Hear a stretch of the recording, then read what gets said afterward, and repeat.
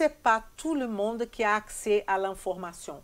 Et là, je vous mets, professionnels de santé, avec la responsabilité de diffuser ce type d'information. Ah, mais comment je vais faire ça? C'est pour ça qu'existe aujourd'hui cette modernité qui s'appelle réseaux sociaux.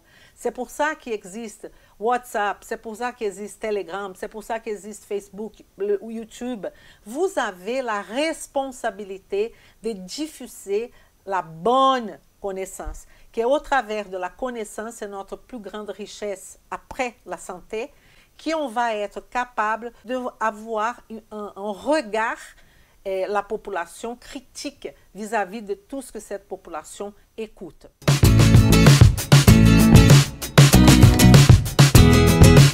Vem comigo! Passons maintenant à la question de la modulation endocrine que je viens de vous parler, qu'il y a tous ces hormones qui vont faire partie de notre pilier.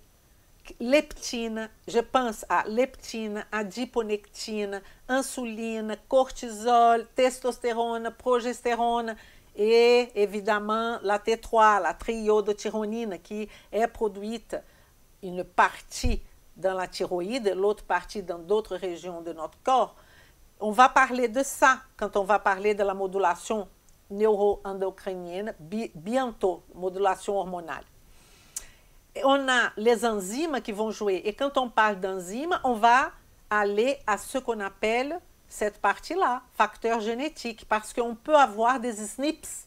Qu'est-ce que c'est les SNPs? SNPs, Single Nucleotide Polymorphism. Ce sont de petites différences dans nos nucléotides, parfois un acide aminé, on a 1 million de SNPs, qui peuvent faire la différence au niveau d'une personne qui va être plutôt obèse et d'une personne qui ne sera pas du tout obèse.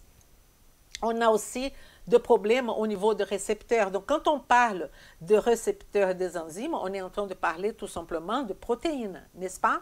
Des protéines qui sont construites par notre corps à partir de l'alimentation de glucides, des acides gras et de protéines que nous on mange. Donc, tout ça fait partie de cette modulation hormonale. Et on aura, pour conclure, quels sont les 3 piliers qui feront partie des stratégies de perte de poids dans la vision de la nutrition fonctionnelle. Vem comigo!